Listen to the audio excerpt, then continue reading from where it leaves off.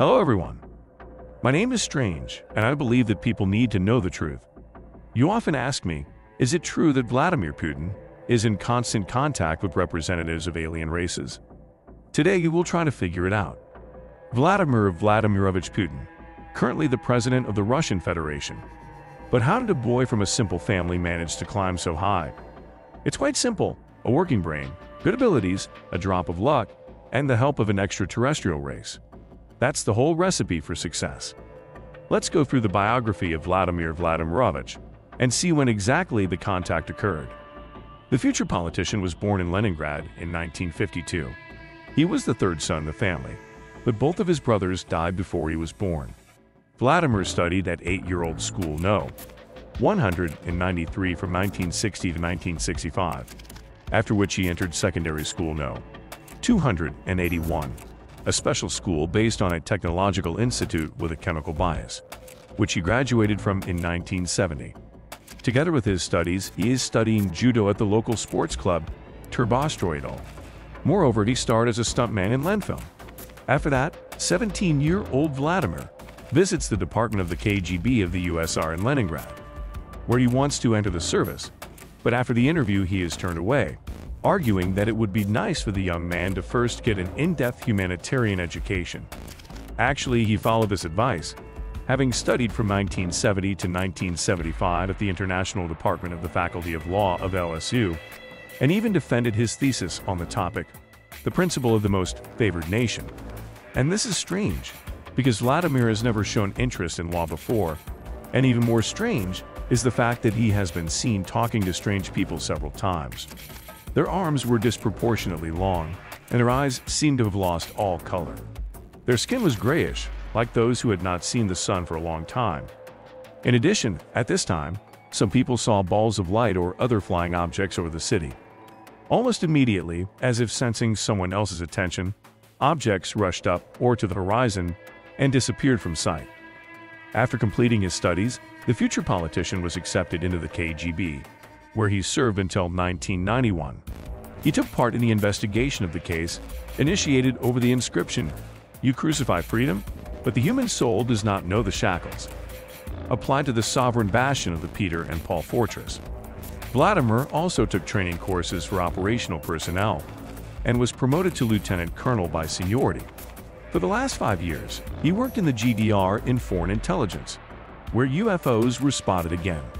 In addition to his main goals, Vladimir also met with various strange personalities, as it was after he was not accepted in the KGB.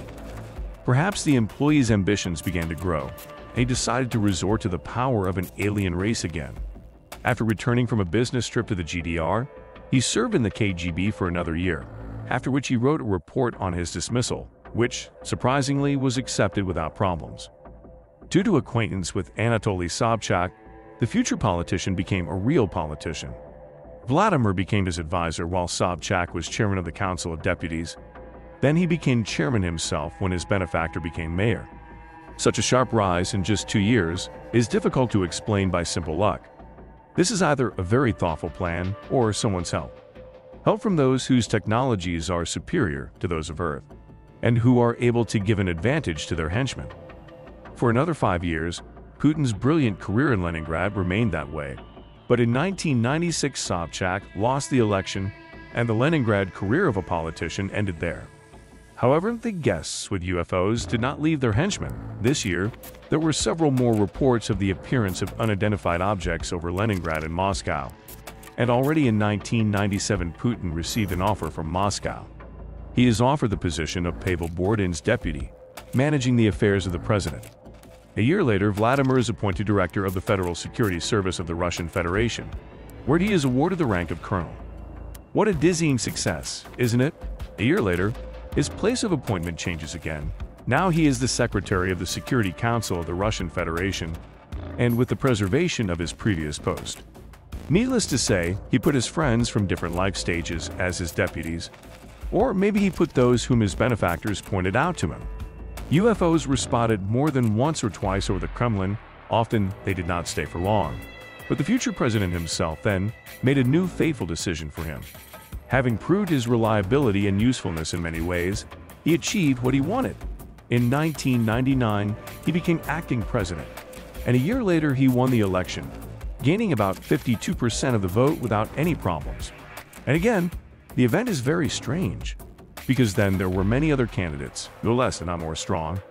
However, here too, a long-standing meeting with UFOs plays into Vladimir's hands.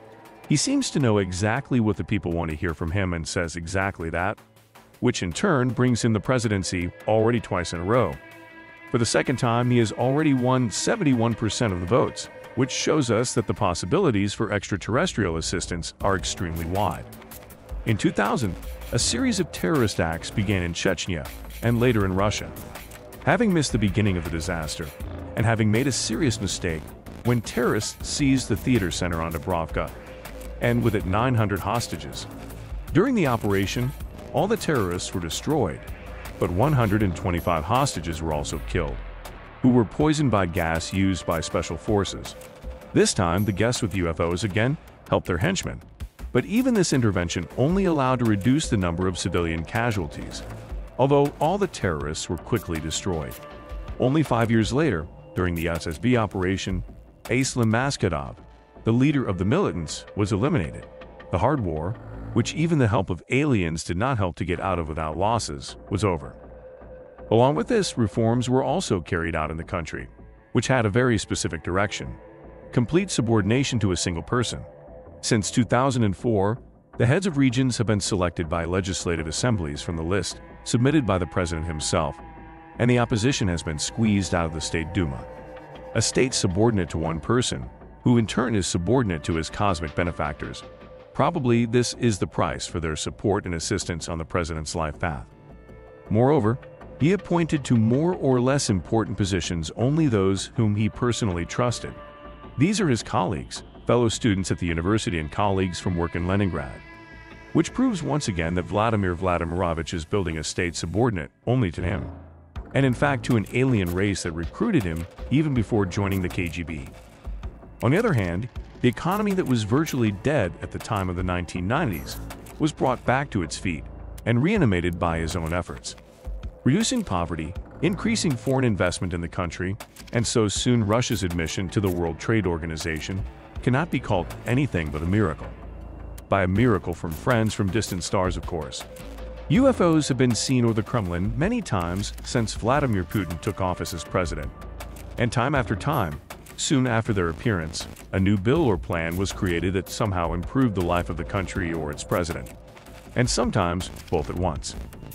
Foreign policy has also come under our attention. Since 2001, the rapprochement between Russia and the United States has begun. The creation of an anti-terrorist coalition was only the first step. Partial opening of airspace, closure, and disbandment of military bases in Cuba and Vietnam. It would seem that the countries' relations are getting stronger. But here the United States unilaterally withdraws from the Treaty on the Limitation of Missile Defense Systems. Russia is withdrawing from the NSC and replaces it with the softer one. But what could have caused such a sharp move on the part of the United States? They found out about those who helped the president and considered both them and the country a threat that should be destroyed. From that moment on, relations between the countries only heated up, which resulted in various, including armed conflicts. It is not known exactly who is helping the president of the Russian Federation, but this race is definitely ahead of Earth, both in the development of society and in terms of technology. But with the current situation in the world, perhaps even their assistance will be useless. If you think that this is not proof of the existence of aliens, then you are right. There is much more evidence, and on our channel, we will reveal all the secrets and evidence of their presence. Subscribe to the channel and send me your stories related to aliens by email. You will find contacts in the About the Channel section. Together, we will force the authorities of all countries to disclose all the information they have. After all, people need to know the truth.